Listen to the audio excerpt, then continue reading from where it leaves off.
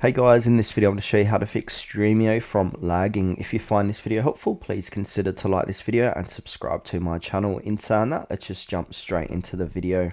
Okay, so Stremio relies on fast, stable internet, especially if you're streaming high quality sources.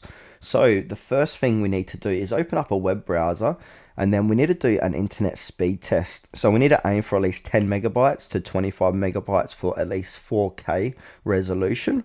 If it is slow, just go ahead and restart your modem or router for 30 seconds or switch over from mobile data to Wi-Fi or vice versa. So yeah, just do a Google search for check internet speed. Any one of these top results here in your location, just click into it and run the test. It's very straightforward. Now the next fix we need to do is go ahead and just get me click out of here. On your keyboard, hit your Windows key and R at the same time, and that's going to open up a command prompt called run. Then in there we need to put in this app percentage app data percent and click OK. And now a new folder, so this is going to be all your apps are going to appear with your app data.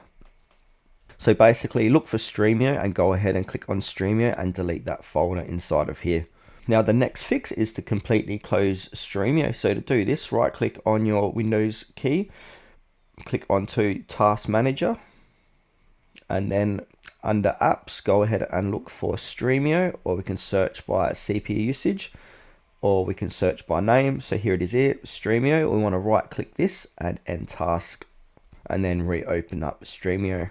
Now the last fix here is, we got two more. So close any background apps that are using any bandwidth. So to do that, we can go back to Task Manager and we can search by CPU or memory or network. So whatever is using a fair bit of your network and CPU, just go ahead and basically end tasks on the top results there. Now the last fix is to disable any VPN. So if you got any VPNs running in the background, want to go ahead and disable them because they might be causing this issue, or find a server or a VPN server that has a high quality connection.